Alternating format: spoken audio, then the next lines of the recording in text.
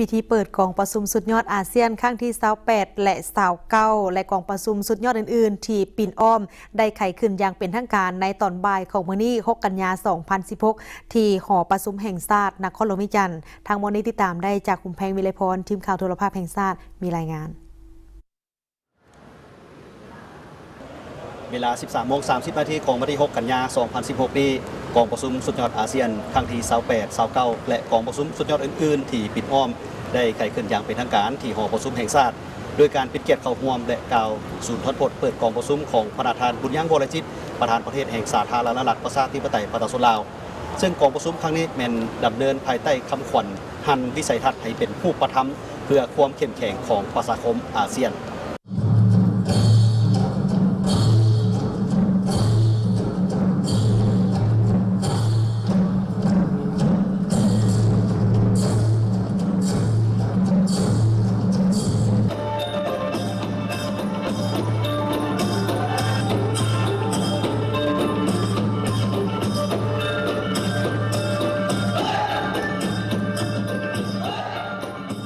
ในตอนบ่ายวันที่ 6 กันยายน 2016 ที่หอประชุมแห่งชาตินครหลวงเวียงจันทร์กองประชุมสุดยอดอาเซียนครั้งที่28และ29และบรรดากองประชุมสุดยอดที่เกี่ยวข้องได้ไขขึ้นอย่างเป็นทางการโดยการเข้าร่วมของบรรดาประมุขรัฐหัวหน้ารัฐบาลอาเซียนรัฐมนตรีต่างประเทศอาเซียนเลขาธิการใหญ่อาเซียน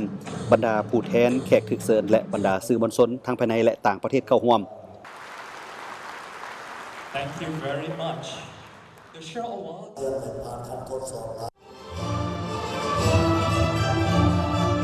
ในพิธีครั้งนี้ประธานทองรุ่นศรีสุริตนายกรัฐมนตรีแห่งสาธารณรัฐประชาธิปไตยประชาชนลาวได้ให้เกียรติกล่าวต้อนรับบรรดาผู้นำอาเซียนและบรรดาผู้แทนสู่นครหลวงเวียงจันทร์เพื่อเข้าร่วมกองประชุมสุดยอดอาเซียนครั้งที่28และ29และกองประชุมสุดยอดที่เกี่ยวข้องในนี้ประธานนายกรัฐมนตรียังได้แสดงความขอบใจมายังบรรดาประเทศอาเซียนคู่เจรจาอาเซียนประเทศเพื่อนมิตรและองค์การจัดตั้งภาคพื้นและสากลที่ได้ให้การร่วมมือและช่วยเหลือสาธารณรัฐประชาธิปไตยประชาชนลาวในการเป็นประธานอาเซียนปี 2016 ภายใต้คำขวัญที่ว่าหันวิสัยทัศน์ให้เป็นผู้ประทับเพื่อความเข้มแข็งของประชาคมอาเซียนซึ่งมีความคืบหน้าดีโดยเฉพาะแมนได้สร้างขอบเวียกและแถลงการต่างๆให้ผู้นำพิจารณารับรองเอาในโอกาสกองประชุมสุดยอดครั้งนี้เป็นต้นทานนายกรัฐมนตรีได้กล่าวเน้นตื่นอีกว่าบนจิตใจดังกล่าวนี้สาธารณรัฐประชาธิปไตยประชาชนลาวจึงได้วางคำขวัญหันวิสัยทัศน์ให้เป็นรูปธรรมเพื่อความเข้มแข็งของประชาคมอาเซียนสำหรับการเป็นประธานอาเซียนในปี 2016 และได้กำหนด 8 บริมสิทธิ์ที่กวมทั้ง 3 เสาคำของประชาคมอาเซียนเพื่อผันขยายคำขวัญดังกล่าวบรรดาคะแนนการที่เกี่ยวข้องของอาเซียนและอาเซียนกับคู่เจรจาได้เอาใจใส่จัดตั้งผันขยาย 8 บริมสิทธิ์ให้เป็นขอบเวียกและแถลงการต่างๆหลายฉบับเช่น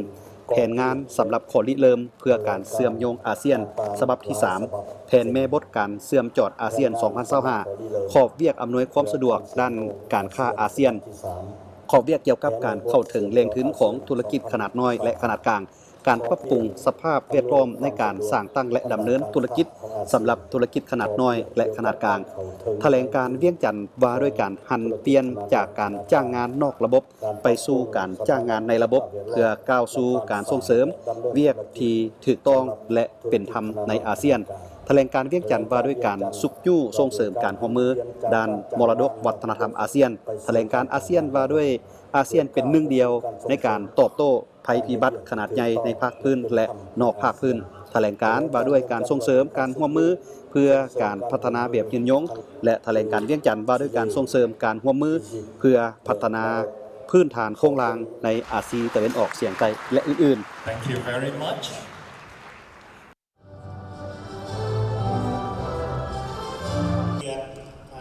จากนั้นประธานบุญยังวรจิตประธานประเทศแห่งสาธารณรัฐประชาธิปไตยประชาชนลาวก็ได้ให้เกียรติกล่าวศูนย์ทอดพจน์เปิดกองประชุมสุดยอดในครั้งนี้ซึ่งประธานได้ยกให้เห็นถึงผลสำเร็จของอาเซียนในระยะ5 ทศวรรษผ่านมาโดยเฉพาะแมนการประกาศสร้างตั้งประชาคมอาเซียนในวันที่ 31 ธันวาคม 2015 และได้เน้นถึงความสำคัญในการสืบต่อหัดแน่นการร่วมมือกันภายในอาเซียนและระหว่างอาเซียนกับคู่ร่วมมือภายนอกเพื่อส่งเสริมและหัดแน่นประชาคมอาเซียนให้เข้มแข็งและเจริญก้าวหน้าตามวิถีทางของอาเซียน ก็คือหลักการรวมของอาเซียน ข้าพเจ้าตั้งนาให้ชาวลาวและประชาชนลาวบรรดาเขาขอแสดงความขอบใจอย่างจริงใจต่อทุกประเทศและการจัดตั้งภาคพื้นและสากลที่ให้การสนับสนุนและช่วยเหลือชาวลาวในการเป็นประธานอาเซียนในปี 2016 นี้โดยเฉพาะในการเป็นเจ้าภาพและประธานกองประชุมสุดยอดอาเซียนครั้งที่28 29และบรรดากองประชุมสุดยอดที่เกี่ยวข้องครั้งนี้ในโอกาสอันเป็นงานยามดีนี้ข้าพเจ้าขอประกาศเปิดกองประชุมสุดยอดอาเซียนครั้งที่28 29และบรรดากองประชุมสุดยอดที่เกี่ยวข้องอย่างเป็นทางการและขออวยพรให้บรรดากองประชุมสุดยอดครั้งนี้จงประสบผลสำเร็จอย่างทุกงานต้องเข้าใจ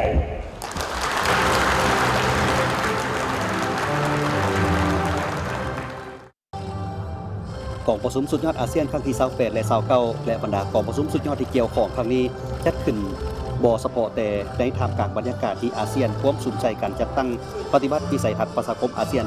2025 และฮัดแนนการพันร่วมมือกับภายนอกเท่านั้นแต่ยังอยู่ในท่ามกลางสภาพภาคพื้นและสากลที่ผันแปรไปอย่างไวว่าและสลับซับซ้อนฉะนั้นบรรดากองประชุมสุดยอดครั้งนี้จึงเป็นโอกาสอันดีให้แก่ผู้นำอาเซียนได้ปรึกษาหารือและให้ทิศชี้นำในการพันขยายวิสัยทัศน์ประชาคมอาเซียน 2025 และพิจารณารับพ้องเอาบรรดาข้อเรียกและแถลงการต่างๆที่เกี่ยวข้องมาข้างเทิงก็คือการแลกเปลี่ยนความคิดความเห็นเกี่ยวกับปัญหาภาคพื้นและสากลที่มีความสนใจและเป็นห่วงร่วมกันแนใส่หันวิสัยทัศน์ให้เป็นผู้ประทำเพื่อความเข้มแข็งของประชาคมอาเซียน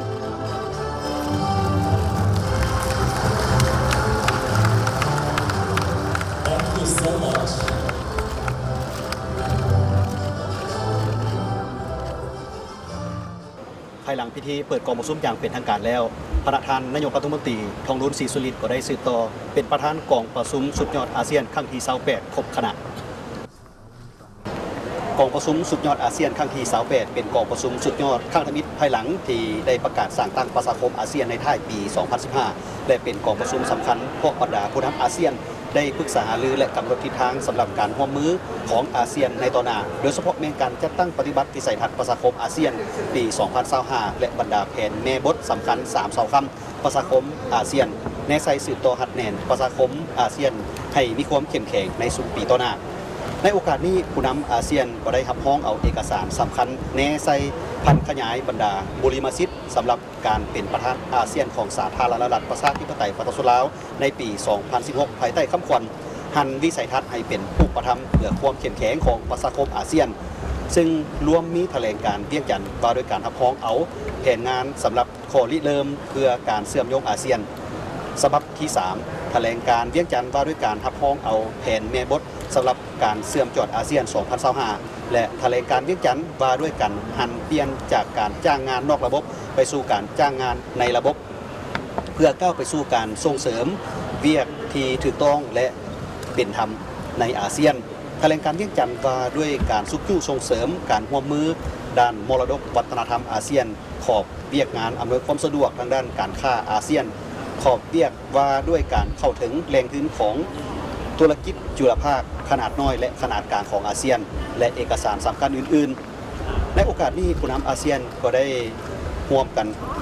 หลังจากสำเร็จกองประชุมสุดยอดอาเซียนครบคณะครั้งที่28แล้วผู้นำอาเซียนก็ได้ร่วมกันลงนามในแถลงการอาเซียนเป็นหนึ่งเดียวในการตอบโต้ภัยพิบัติในภาคพื้นและนอกภาคพื้นเวลาต่อมาก็ได้มีพิธีพบปะระหว่างผู้นำอาเซียนกับบรรดาผู้ต่างหน้าสมัชชารัฐสภาอาเซียนพบปะระหว่างผู้นำอาเซียนกับชาวหนุ่มอาเซียนพบปะระหว่างผู้นำอาเซียนกับสภาที่ปรึกษาธุรกิจอาเซียนตื่มอีกภูมิเพงวิไลพรทีมข่าวโทรภาพแห่งชาติรายงาน